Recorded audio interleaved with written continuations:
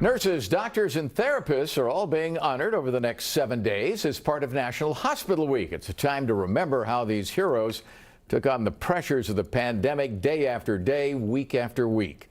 NBC4's Vicki Vargas reports. Here at Providence St. Jude Hospital, the chief of nursing says they have seen it all over the last year. But one thing that sticks with them is how some of the sickest patients ended up becoming their inspiration.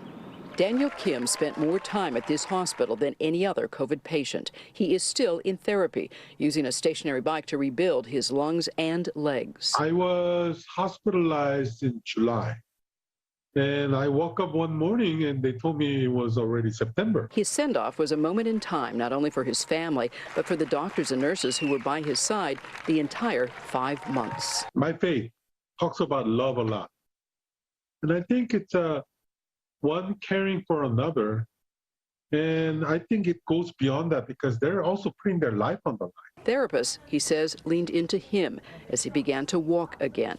Kim remembers one conversation and how it made him work even harder. We have lost so many people that to see that you are actually recovering and having this, showing this survival, it's very inspiring. At its peak, the Fullerton Hospital had 244 COVID patients.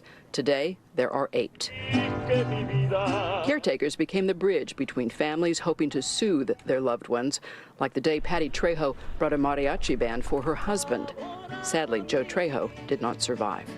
The hospital opened a vaccination clinic in January and has given shots to more than 50,000 people, a sign that families inside and out are moving on. We don't wish to forget because we have experienced so much together, but yes, we are moving towards that recovery and renewal phase. As for Daniel, I'm still hopeful that I could recover to be my old self. Let's see what happens.